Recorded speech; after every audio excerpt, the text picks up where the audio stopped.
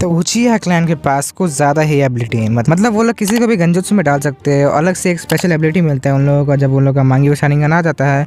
Plus उन लोगों के पास एक खतरनाक शील्ड, मतलब पूरा बैरियर वाला सुसानो होता है, जिससे वो सभी को मार सकते हैं और कोई भी उनको अटैक नहीं कर सकता।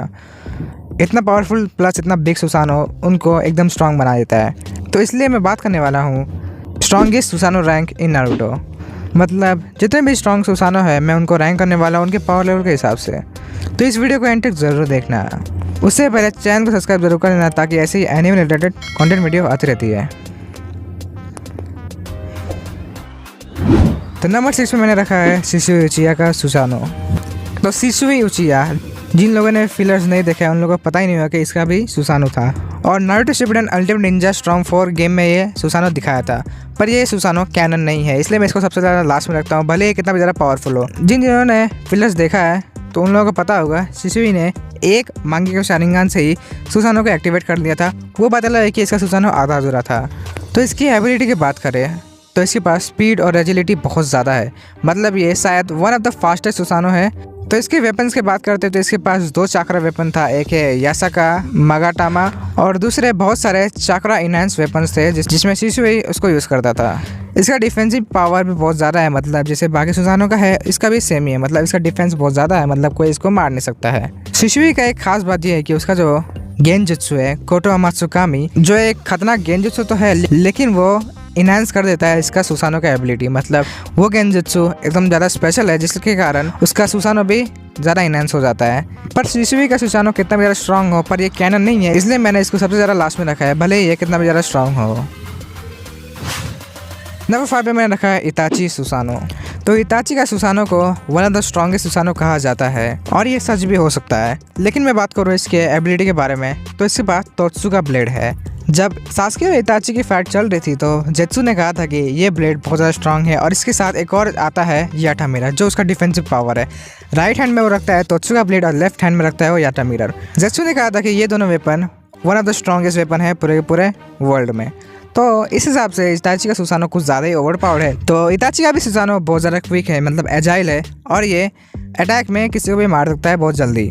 और इसका भी सुसानो बाकी सुसानो जैसा ड्यूरेबल ही भी है, जैसे सभी का सुसानो होता है ये बहुत ज़्यादा ड्यूरेबल। इसका सुसानो ड्यूरेबल है लेकिन इसके पास अल्टीमेट डिफेंस है। याटा मिरर और तोत्सुका ब्लेड मिला के इताची को कुछ ज़्यादा ही इनविंसिबल बना देता है फाइट में। मैंने इसको नंबर 5 पे इसलिए रखा क्योंकि इताची के पास EMS मतलब इटर्नल मांग्यो शारिंगन नहीं था, जिसके कारण वो फुल्ली परफेक्ट सुसानो अचीव नहीं कर सकता। उसके पास सिर्फ मांग्यो शारिंगन था जिससे वो उल्टा ब्लाइंड भी हो रहा था और बहुत मुश्किल से सुसानो को यूज़ कर पा रहा था।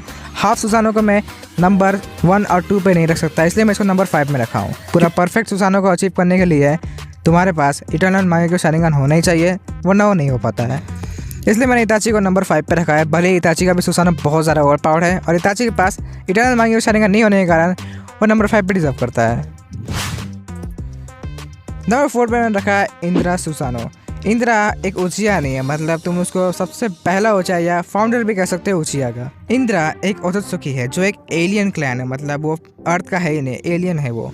और उसके पास सुसानो सबसे खतरनाक सुसानो भी तुम उसको बोल सकते हो। सबसे पहला बात तो ये है उसका सुसानो का बहुत बड़ा, मतलब सबसे बिगेस्ट सुसानो है पूरे नारुतो में, क्योंकि इसका सुसानो कुछ ज़्यादा ही बड़ा था। जब इंद्रा और आशुरा का फाइट हो रहा था तो तुमने देखा होगा इंद्रा का सुसानो कितना ज़्यादा बड़ा है। इंद्रा के पास एक यूनिक वेपन है जिसको कहते हैं इंद्रास एरो। इसको सास्के ने भी यूज़ किया था नारुतो से लड़ने टाइम और तुमने देखा था कि सास्के कितना ज़्यादा पावरफुल बन गया था जब वो इंद्रा का एरो यूज़ कर रहा था।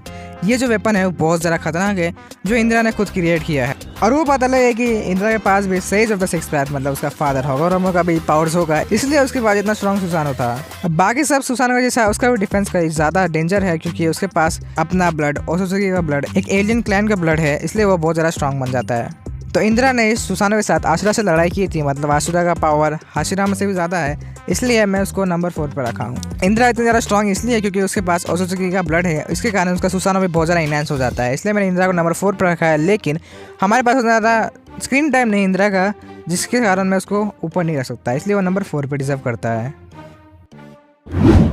नंबर 3 पे मैं रखा है मादरा सुसानो। तो एक परफेक्ट सुसानो किसे कहते हैं वो अपने मादरा ने ही दिखाया था जब वो 5 का आगे से बैटल कर रहा था। और मादरा इतना ज़्यादा परफेक्ट सुसानो बनाता है कि वो अपने क्लोन में भी सुसानो ऐड कर सकता है जो बाकी लोग बिल्कुल भी नहीं कर सकते हैं। मादरा का सुसानो फुल बॉडी मतलब पूरे बॉडी में ऐसा सुसानो है जिसके कारण वो कुछ ज़्यादा ही डिफेंस वाला बन जाता है। मादरा के पास एक वेपन है जिसका नाम है गुनबाई। उसका ग्रेट फैन जो वो नॉर्मल फॉर्म में भी यूज़ करता है, लेकिन सुसानो में भी ये वेपन उसके पास आ जाता है जिससे वो किसी को भी डिफेंस कर सकता है। मतलब तुमने देखा था एक बार नारुतो ने एक पावरफुल अटैक किया था लेकिन मादरा ने अपना गुनबाई से उसको तुरंत डिफेंस कर दिया था, जो कि बहुत ज़्यादा पावरफुल वेपन है। तो अब तुम समझ सकते हो कि सुसानो में वो कितना ज़्यादा स्ट्रॉन्ग बन जाता है। तो मादरा के पास भी एक परफेक्ट सुसानो था जो हम लोग ने देखा था स्टार्टिंग में ही। तो मादरा का फीट्स कुछ ज़्यादा ही है। मतलब जब एलाइट शिनोबी के साथ उसने लड़ाई की थी तो उसने अपना सुसानो का बहुत ज़्यादा यूज़ किया था और इसने हाशिरामा मतलब one of the strongest character of Naruto से लड़ते टाइम भी इस सुसानो को यूज़ किया था, प्लस इसने कुरामा को भी यूज़ कर लिया था साथ में।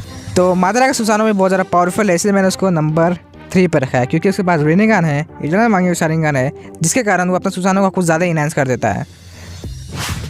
Number 2 DMS काकाशी। DMS काकाशी मतलब डबल मांगी को शारिंगान काकाशी वाला सुसानो कुछ ज़्यादा ही डेंजर था।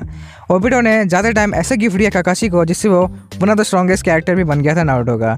डबल मांगी को शारिंगान मतलब DMS के साथ काकाशी ने तुरंत सुसानो को एक्टिवेट किया और फर्स्ट टाइम में ही उसने पूरा परफेक्ट सुसानो दिखाया जो उड़ भी सकता था, जो सासके के अलावा और कोई सुसानो नहीं कर सकता है। वो फ्लाई भी कर पा रहा था।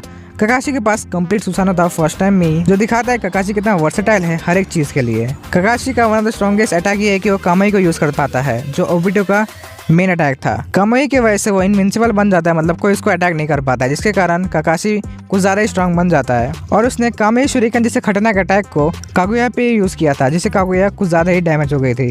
दिखाता है कि काकाशी का सुसानो बहुत ज़्यादा परफेक्ट प्लस बहुत ज़्यादा ओवर पावर्ड है और ये नंबर 2 पे डिजर्व करता है। Number 1 adult Sasuke Susanoo. Naruto Shippuden में ही लास्ट बैटल में सास्के का सुसानो इतना ज़्यादा ओवर पावर्ड हो गया था, मतलब वो इंद्रा ज़ेरो को यूज़ कर पा रहा था और नारुतो को टो टू टो टक्कर दिया। अब नारुतो शिपुडेन में ही सास्के का सुसानो इतना ज़्यादा पावरफुल हो गया था तो तुम सोच सकते हो कि एडल्ट सास्के मतलब बोरुतो वाला सास्के का सुसानो कैसा हो गया था।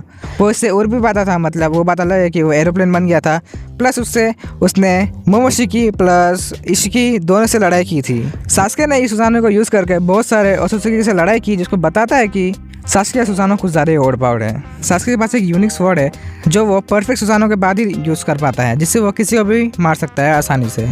सास्के का सुसानो स्ट्रॉन्ग इसलिए क्योंकि उसके पास रिनिगान का पावर है, मतलब sage of the 6th path वाला रिनिगान का जो पावर है वो सुसानो को पूरा इनहेंस कर देता है, जिसके कारण सास्के कुछ ज़्यादा स्ट्रॉन्ग बन चुका है और इसके पास बहुत ज़्यादा एक्सपीरियंस भी है अपने सुसानो के साथ। सास्के ने कागुया से लड़ने टाइम, शिनुशिया से लड़ने टाइम और नारुतो से लड़ने टाइम बहुत ज़्यादा यूज़ किया था अपने सुसानो को, जो दिखाता है कि सास्के कितना अच्छा यूज़ करता है सुसानो को।